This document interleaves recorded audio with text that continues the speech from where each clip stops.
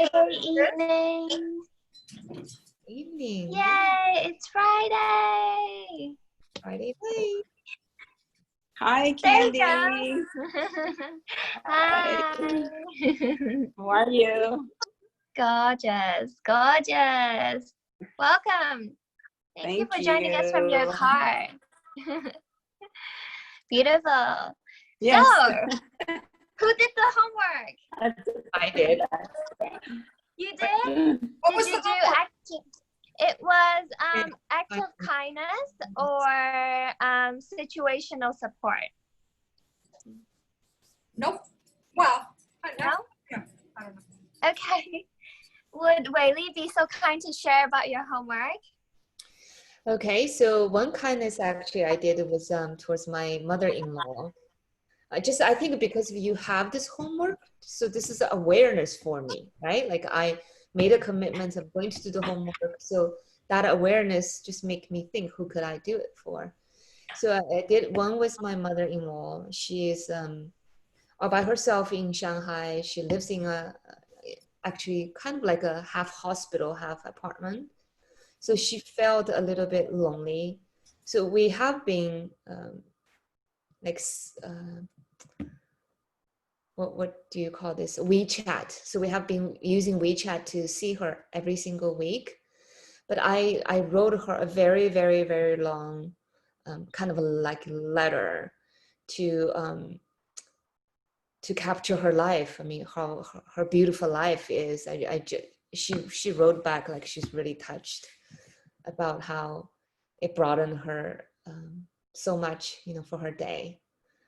So that's one thing I did. And another thing the week is we have an older couple that's 2 doors down from us, also almost in their 80s. So we called over and offered the meal. Yeah, so my neighbors and my mother-in-law and even even for the angel sisters in the group, I also feel like I'm more aware of the kindness. So I will send a couple of them, especially I know they're in a very difficult time right now. So I just wrote a long personal letters, and, for some encouragement, some sharing of love. So that's yeah. Gorgeous. Yay. So for those who missed last week or forgot that we have homework, the homework from last week was to look for opportunities to act kindness to others and yourself. And it is advised that you do a bunch in a day. So it's a lot of stacking of kindness in a short period of time. So you can really immerse yourself into raising that awareness and being kind to others. And another thing that we talked about as a homework is to create an environment that would actually support you for whatever that it is that you're trying to do. Mm-hmm. So it is based on a study that what is visible on someone's kitchen counter table is actually correlated with someone's body mass index. So if you were to have fruits per se, then it's likely that your body mass index is lower than people who have snacks and cereal on top of your kitchen counter, because when it's more accessible and more visible and more convenient, we tend to access it more, which then create an impact on our weight, our health. So to use that, we can use our environment to create a supportive ecology.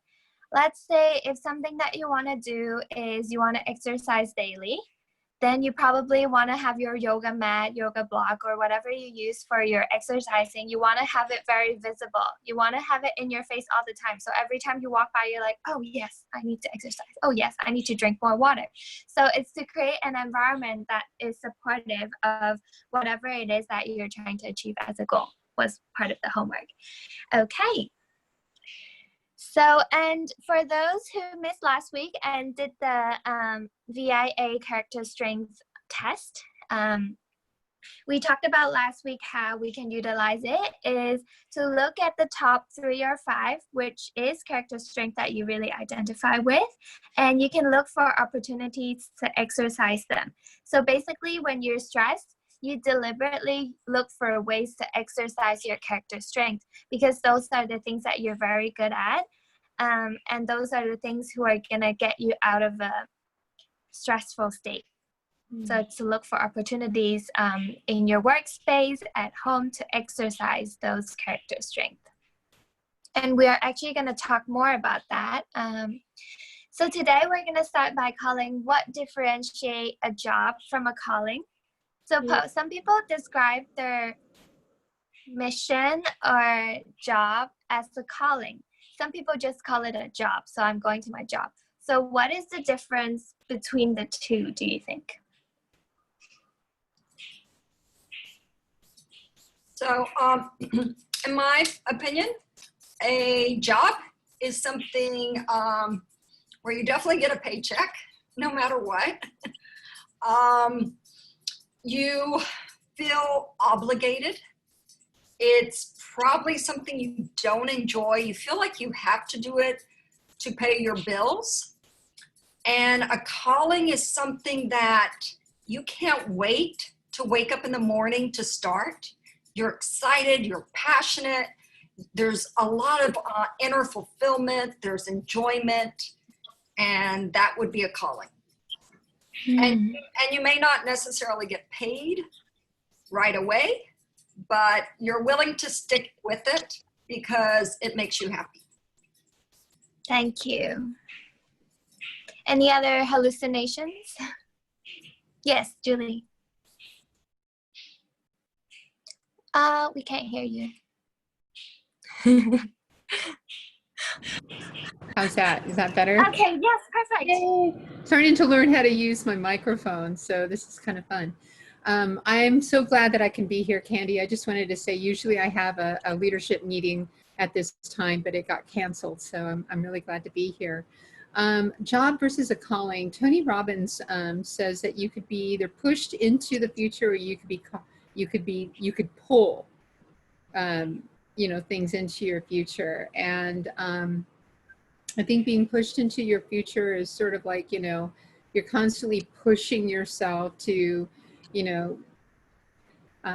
for that calling. Very much in line of what Elizabeth says, is that, you're pushing yourself every day to whether you enjoy it or not, to get that next paycheck, to get that next client, and it's really a terrible way to have to go through life. Whereas, you are being pulled because of the calling, the why, the joy that you find in something that really means something to you. And everything else is like, oh, here's an opportunity to learn, or, oh, here's an opportunity to, find a different way of doing it, as opposed to, the drudgery of what I would consider a job, which is typical for most. Yes, thank you. So yes, definitely, those are part of the difference. I also feel that when I feel that it's a calling, then I feel that it's somehow like tailor-made for me. It's like everything I see myself fitting into what it's asking for, and I have that capability of delivering it, and it's so easy for me to do it. So it seems more like a calling for me. When I have the, I guess, set of skills that is required to do something that I feel that is meaningful for. So that is actually a way to exercise the character strength that we have been talking about. So this is a chart where it talks about challenges and skills. So you can see that to enter the state of flow, which is what we're going to talk about today, it's actually at the position of high skill, high challenge. So high skills would probably be your character strength, which is your top 3 to 5 from the VIA test. Those would be the things that you're very good at. And then you need to put that under high challenge. So that's why I suggest when you are under stress, actually pull out your character strength and practice that and use that to get you out of the stressful state. So high challenge, high skill is where you get in a state of flow. And let's talk more about the feature of flow. And that is also related to the difference between a job and a calling, is if you are able to exercise the state of flow, in your job, and then it would seem like a calling. So it's to look for opportunities to be in the state of flow during what you call a job. So then you feel like it's actually a calling, that you get to do what you're very good at. You get to add value, and you get to have massive meaning doing that. So features of flow. It's challenging, but it's attainable goals.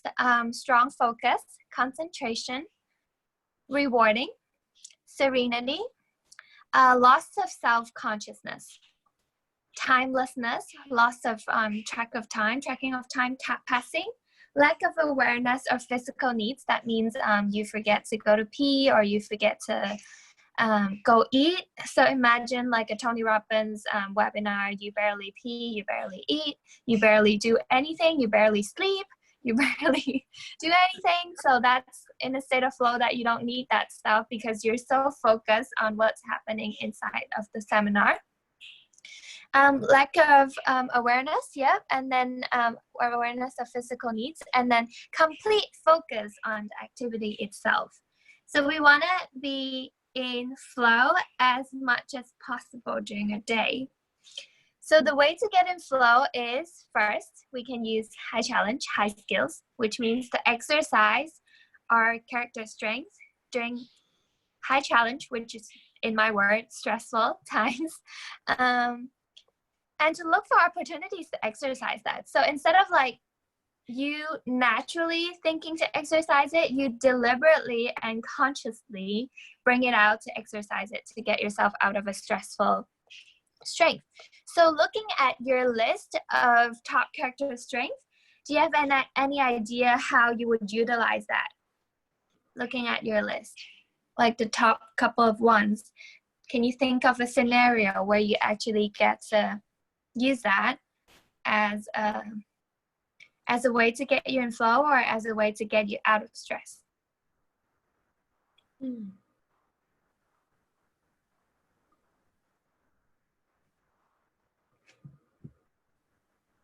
My top one is love of learning. So that's my number one character strength.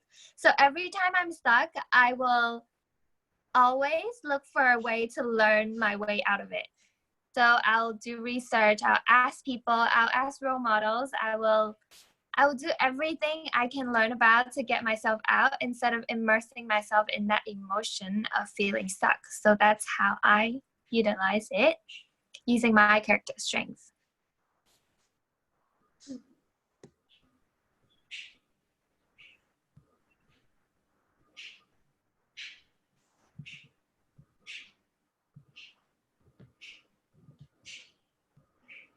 So for me, my top one are honesty, love, spirituality, and gratitude. I definitely feel the features of flow, like feelings of serenity, the lost track, or the loss of self-consciousness.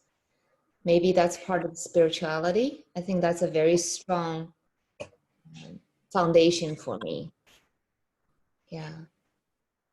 So do you feel that the more time you get to exercise your character strength, the more time you feel that you're in flow?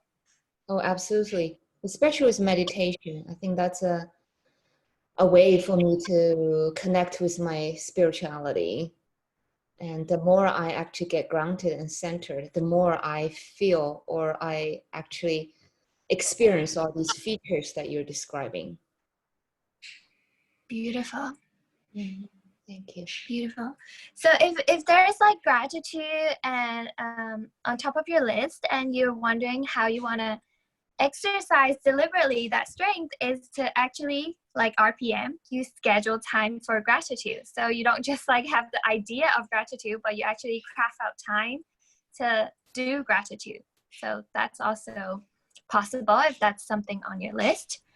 If not, you can look at your list later and brainstorm how you're gonna, instead of having it kick in naturally when it realizes it needs to, you can consciously bring it the moment you realize you're stressed, is the way. My number 3 is bravery. Yeah. So I'm not sure about that one. You're not sure how to be brave when you're stuck?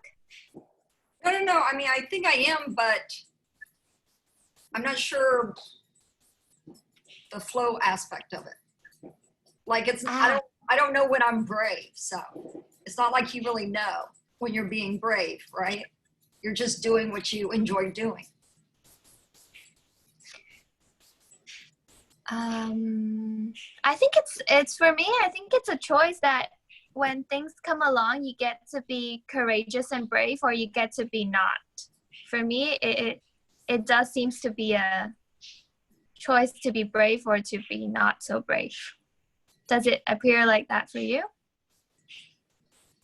I don't know. I don't see it as a choice. It's just something that is more enjoyable is to speak up because no one else will.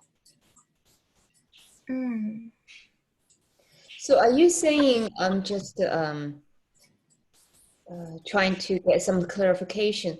So are you saying that we can schedule time to cultivate these characteristics? So for example, Elizabeth has courage. So during the time of stressing time, if she start to think about those courageous moments she had in her life, cultivate that strength, the more she does that, the more it's going to help her during stress time. Am I understanding this right? How to use it is to cultivate it, and it is to deliberately utilize it. So let's say Elizabeth is under a very stressful time, and bravery is one of her top ones. If I was her, then I would say, okay, what can I be brave about now that would make a difference in this stressful situation? Okay. Makes Thank sense. you. Yeah. Very nice. So it's to focus on what you're good at, because what you're good at is something that you can exercise when you're stressed, compared to the ones that are at the bottom of your list. When you're even in a perfectly peak state, it's still hard for you. So it's to switch the focus into something that you're already good at, and then it is something that you can control and pull out and utilize to get you out of the challenge. Yes, Angie.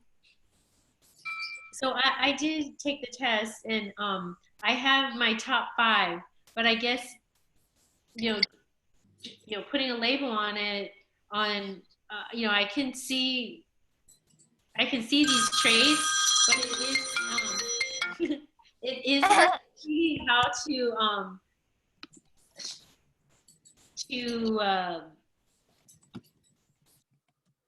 like force yourself to think about it. It is hard I can't understand how to practice to practice it. I'm a little stuck on it. Do you mind sharing the top 3?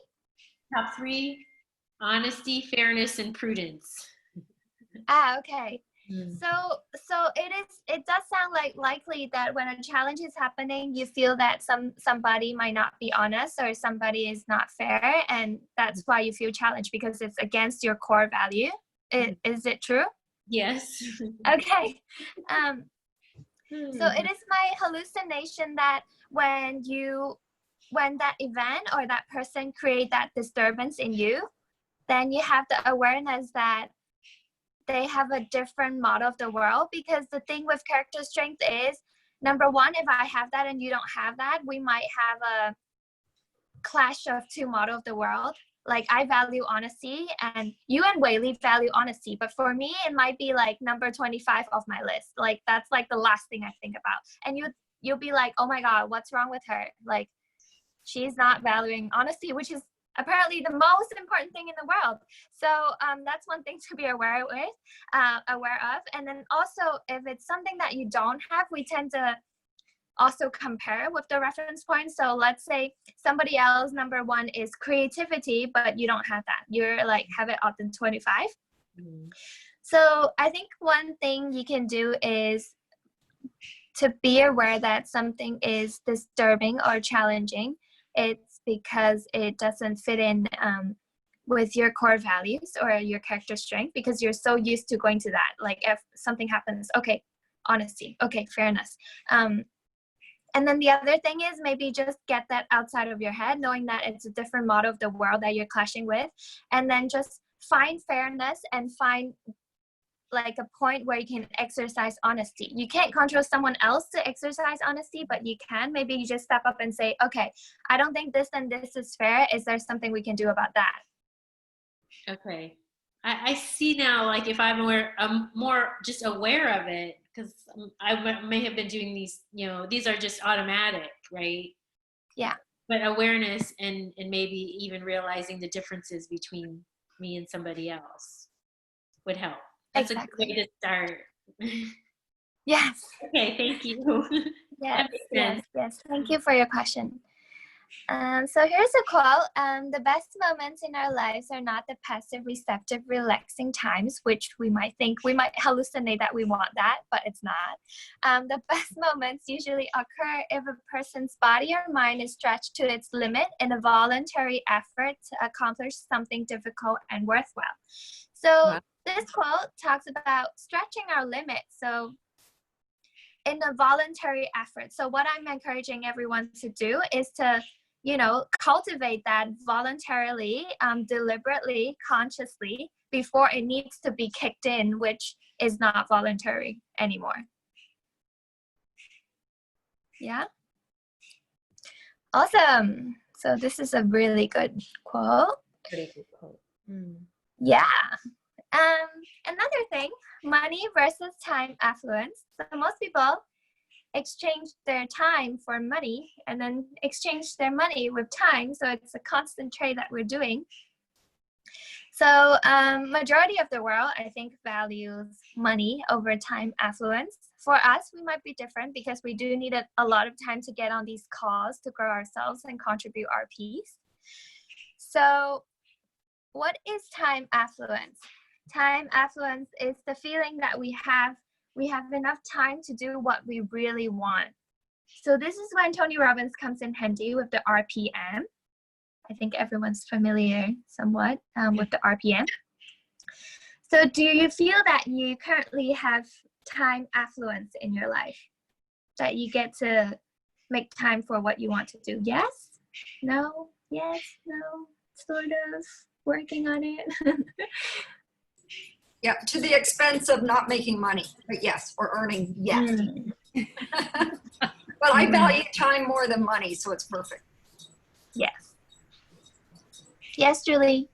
I was just going to say that sometimes that's where the imbalance feels like it comes in is I'm appreciating the time that we have right now, because to me that is affluency, time affluence in discovering things about myself, trying new things, learning new things. Obviously the sisterhood has been incredibly valuable in that respect, and then also to see where I'm at.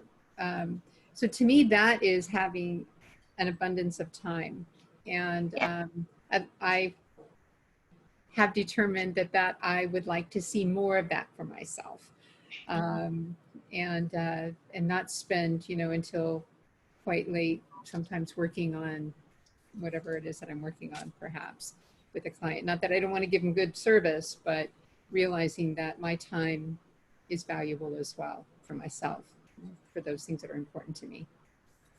Absolutely. Yes. Okay, great.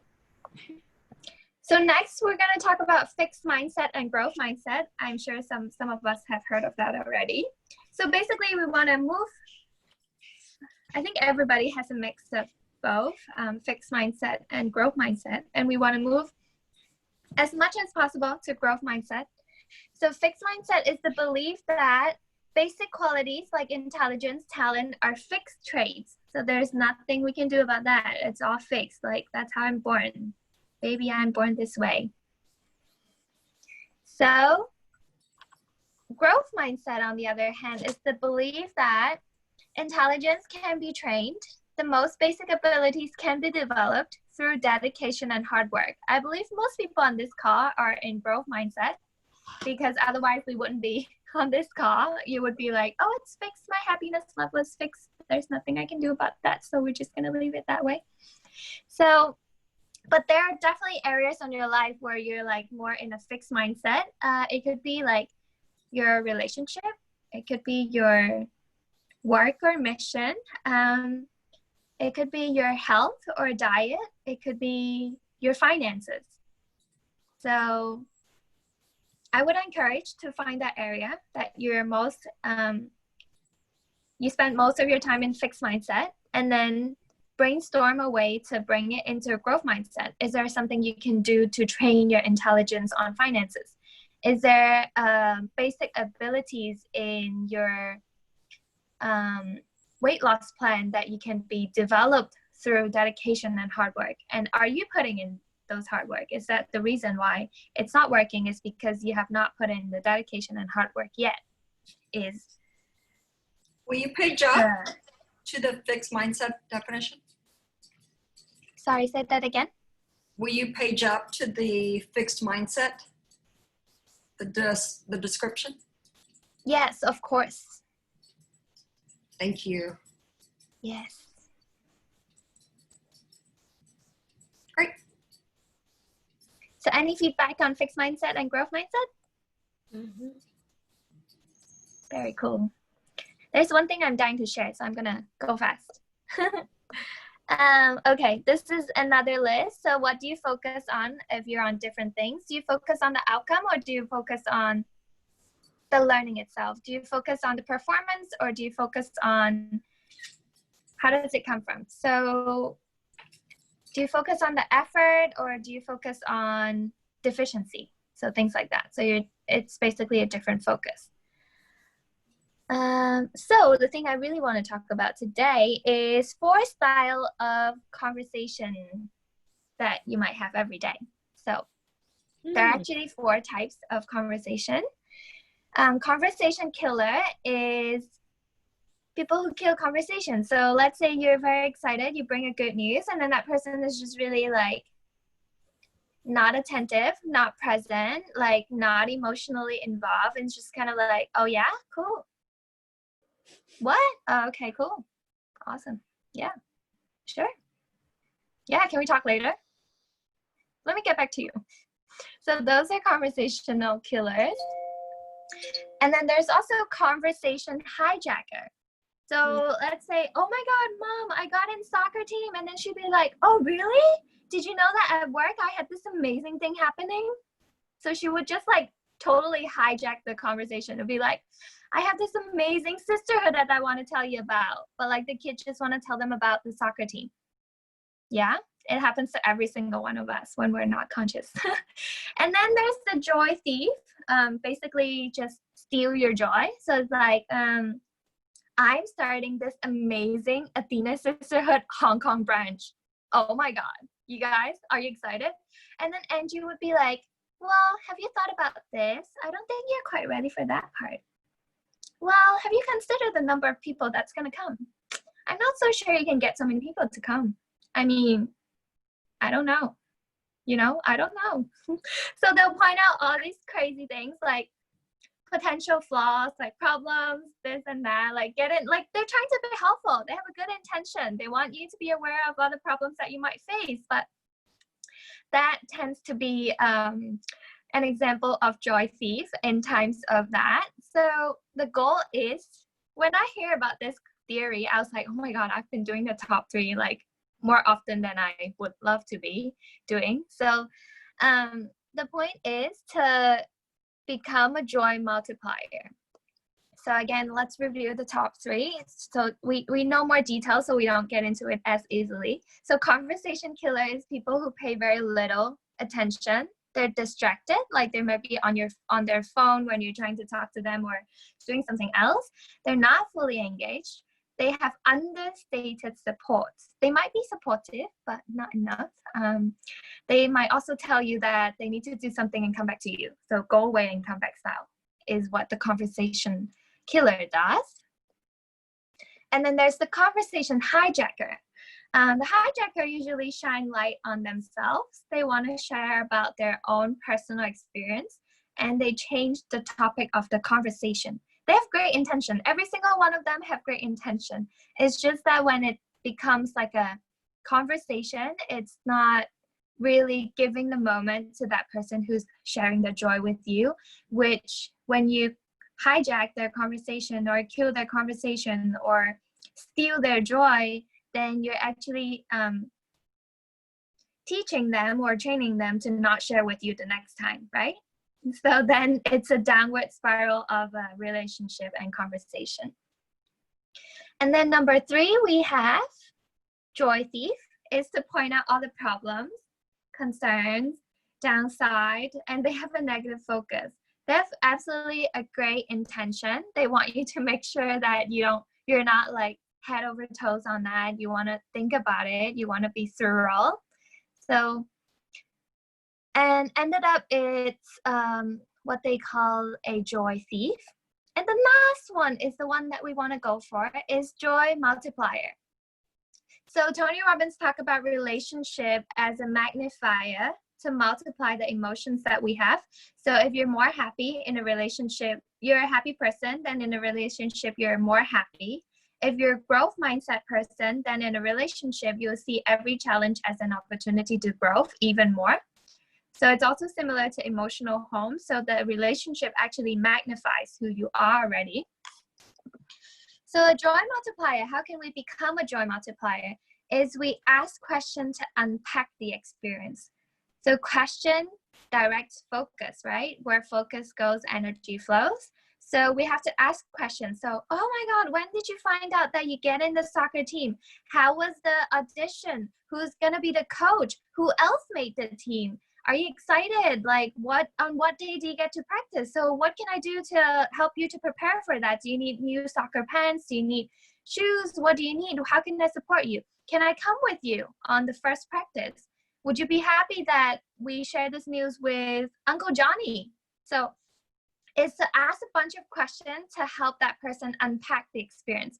So it's to be very curious and to ask a lot of follow-up questions so then they can talk more about their joyful experience. And then it's related to savoring. We've been talking about savoring, right? So some people might not be aware, so you can help them savor.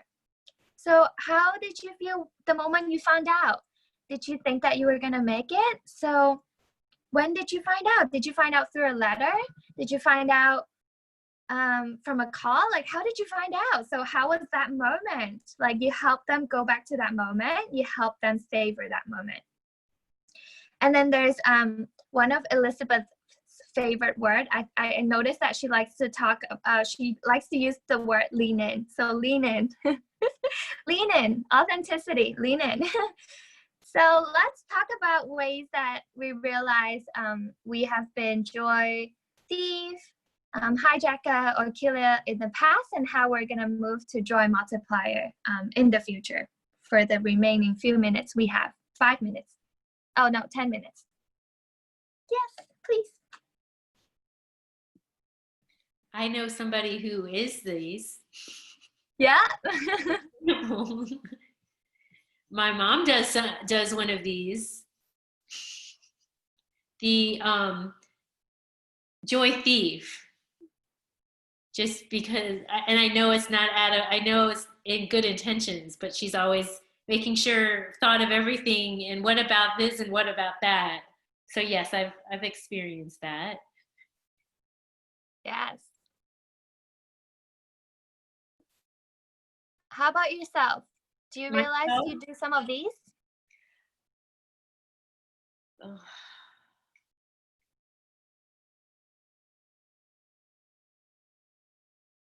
Well, depending on the situation, I could have been a conversation killer and not paid attention.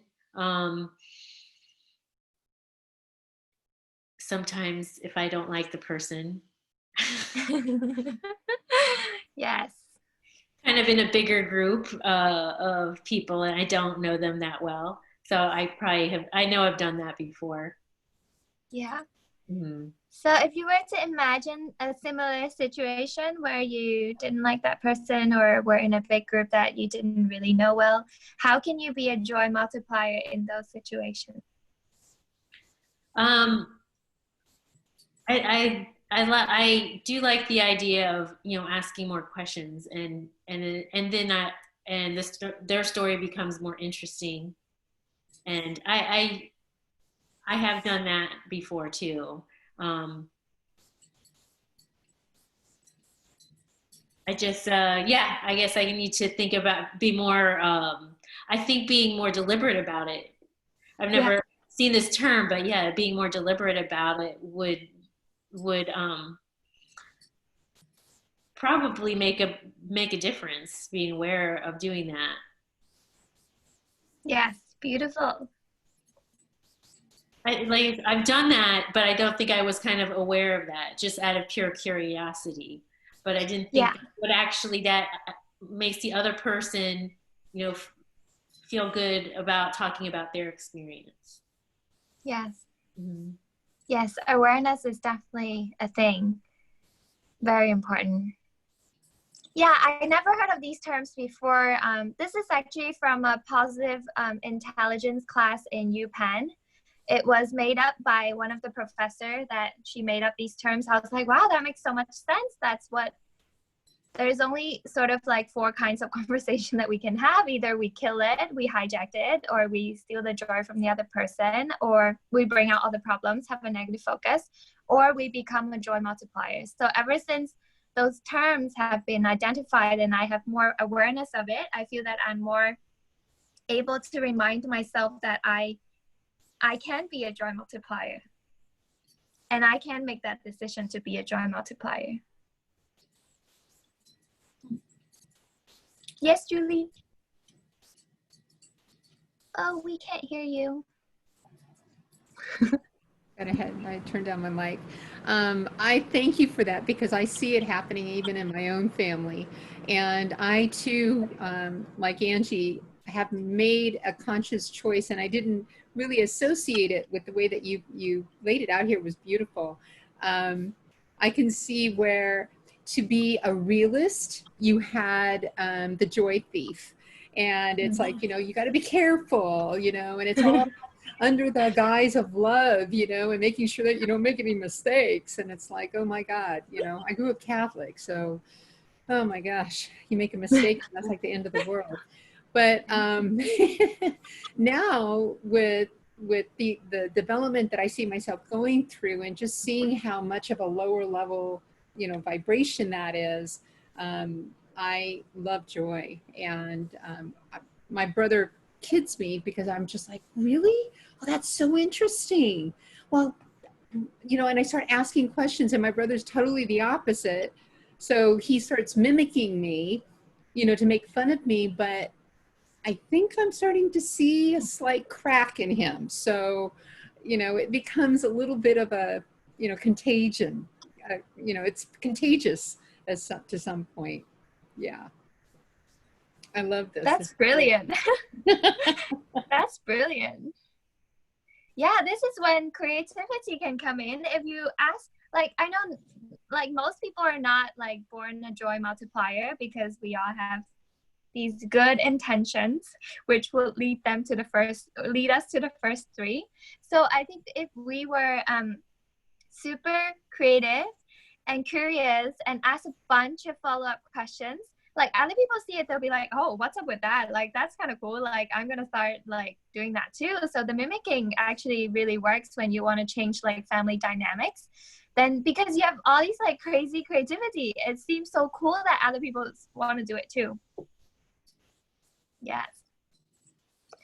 So that's everything for this week. And homework, I think, is to consciously be a joy multiplier and share with us a scenario where you normally would be a joy thief or hijacker or conversation killer, and you somehow, with your consciousness, made a decision that you're going to be joy multiplier, even though you don't like that person, even though it's in a scenario that you're not happy to be in. Will be homework. How's that sound? Awesome. Any questions? So we have 4 minutes for questions. That was awesome, Candy. Thank you so much. Woo! Yay. Cool.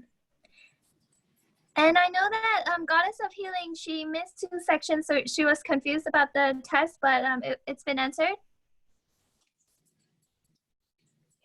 Do you have more questions? I haven't been keeping up with the chat. Oh, No, okay. yeah. We sent her the website. Awesome. Yep, it's all Oh, good. there's something that's really cool. It's irrelevant, but I want to share. You know, from the 5 love language website, there's actually the apology language. I don't know if you all have done the apology language test already. Yes? No, never heard of it. No? Uh-uh. Okay. So in the 5 love language website, there's an apology test. Basically, is how do you want to be apologized to? Like, what sort of like apology language would resonate with you? I would recommend that test, and I would also recommend the app. They have a really, really cool app. It's called Love Nudge. So on Love Nudge, you can connect with your partner with like a unique code. They will give you a code like A, B, C, D, E, and then your partner puts it in, and then you get connected there. And then over there, you see like a circle of both of your love language. And then there is a place where you can put how many percentage of your love tank is filled today. And you can see your partner's score also.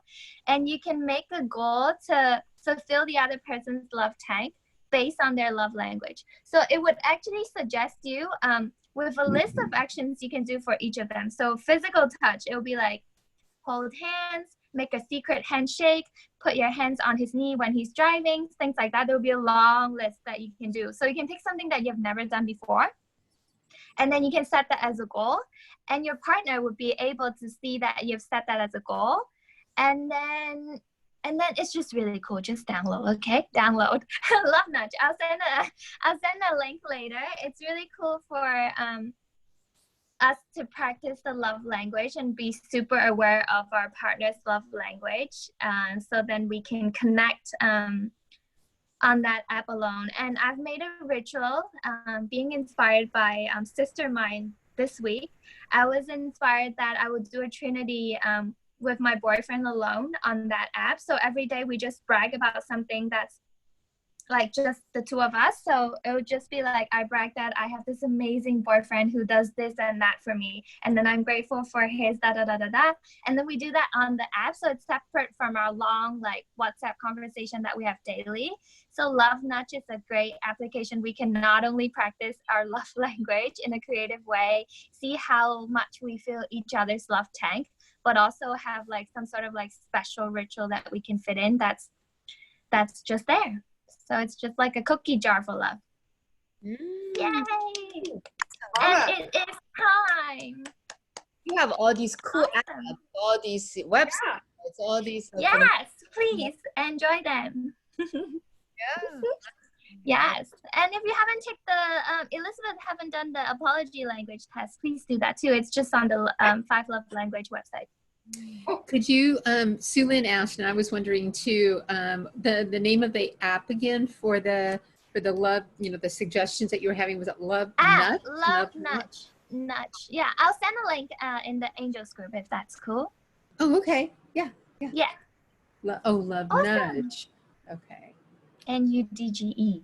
Okay. Awesome. Thank you, sisters, for coming. Thank you so so much. That was excited. so much fun. See you all next week. Yeah, Good thank luck you. with it. Good Thank night. you. Bye. Bye.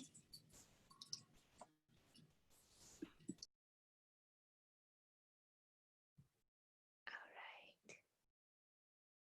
There we go. Bye, Angie.